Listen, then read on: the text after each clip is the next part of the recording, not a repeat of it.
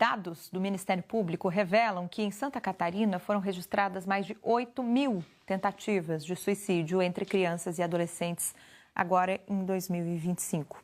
No segundo episódio da série Geração em Crise, a gente vai discutir quais as políticas públicas são desenvolvidas em apoio à saúde mental infanto-juvenil no Estado. Segundo a Promotoria de Justiça, a estrutura de atendimento a crianças e adolescentes em crise não tem sido suficiente.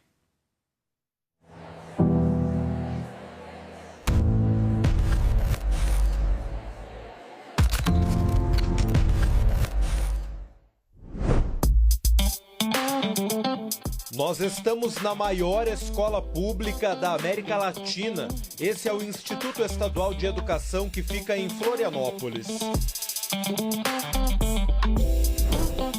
Matheus, Marcela, Ana Caroline, Isis e Betina. Esse grupo de adolescentes aceitou conversar sobre um tema atual, mas que nem sempre recebe a atenção que merece: saúde mental. A nossa geração, eu acho que ela é a geração que vem para levantar a pauta da saúde mental. Todos eles vivem aquela fase de muitas pressões, principalmente em relação ao futuro. Vai fazer faculdade, ou quem não vai fazer faculdade tem que entrar num trabalho e tudo mais. E fica nessa correria de não saber o que é fazer, porque a gente está recém com 17, 18 anos, a gente não sabe o que a gente quer escolher para seguir o resto da vida. Óbvio que tem pessoas que sabem o que querem para a vida desde criança, né? Mas não é todo mundo, não é a maioria, né? Então é sim uma pressão que a nossa sociedade impõe. Para alguns, essa cobrança social é mais forte. Principalmente como mulher, a gente sente uma pressão maior em relação aos homens para casar, para ter filhos. Essas pautas da saúde mental, elas são muito recentes, que começaram a ser levadas sem ser totalmente banalizados, né? Porque por muito tempo todos os tipos de problemas mentais eram associados à loucura, ou eram associados a, rejeição familiar. Então, é uma negligência de saúde pública. E como que vocês lidam com as pressões sociais em torno da adolescência? Eu acho que a mudança de chave na minha vida foi quando eu tive acesso à terapia, quando eu era mais nova. E hoje em dia eu não faço mais, mas não por necessidade, porque todo mundo precisa. Inclusive, os pais precisam, os filhos precisam, os avós, os tios precisam. Se a gente tem uma saúde mental boa em dia, a gente trabalha com ela bem, a gente consegue lidar melhor com situações de estresse, até melhor com o nosso físico, com a nossa imagem. Então, ela é uma coisa que ela deveria ser tratada com mais importância. Quais caminhos que vocês acham que são necessários para que os adolescentes vivam melhor e com mais tranquilidade? Eu acho que políticas públicas é uma das chaves.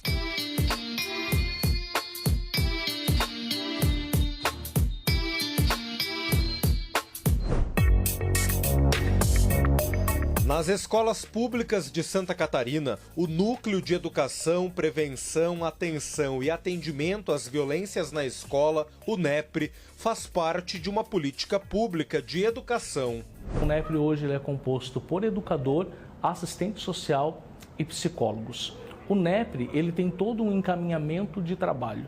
O principal foco desse núcleo é trabalhar a prevenção, tudo que eu possa prevenir em relação à discriminação, ao bullying, aquilo que for, de uma certa forma, trazer violência para a vida do estudante. No Instituto Estadual de Educação, em Florianópolis, crianças e adolescentes recebem atendimento. Quando o pai não tem condições financeiras para bancar uma psicóloga, tem um NEPRE, assim, a escola pública, mas tem um NEPRE que é ótimo, é uma ótima rede de apoio. Eu tô fazendo... eu faço algumas sessões ali com o NEPRE que faz fazer um ano e me ajudou bastante, assim. Na área da saúde, dados disponibilizados pelo Ministério Público a pedido da NDTV Record revelam que a estrutura atual de atendimento à saúde mental de crianças e adolescentes é insuficiente diante da alta demanda. Segundo o levantamento da Promotoria de Justiça, em 2025 foram registradas mais de 3.000 notificações de lesões autoprovocadas e cerca de 8.700 tentativas de suicídio entre crianças e adolescentes em Santa Catarina. Nos últimos 30 anos, o índice de suicídio entre jovens no Brasil cresceu 30%. Então são números que vão nos deixando alertas, preocupados. Em um ano, o número de adolescentes internados por problemas de saúde mental em Santa Catarina aumentou 20%. Foram mais de 1.200 internações em 2025 contra cerca de 1.000 em 2024. A soma dos 2 anos revela um sofrimento emocional maior entre as meninas. Quase 1.700 precisaram ser internadas, mais que o triplo em relação ao número de meninos. Os centros de atenção psicossocial infanto-juvenil são os principais locais de atendimento para crianças e adolescentes com transtornos mentais graves. A reabilitação é feita com acompanhamento multidisciplinar. O estado tem atualmente 11 centros em funcionamento, o que representa, em média, uma unidade para cerca de 294 mil habitantes. O coordenador do Centro de Apoio de Saúde Pública do Ministério Público explica que o número é insuficiente para atender a demanda.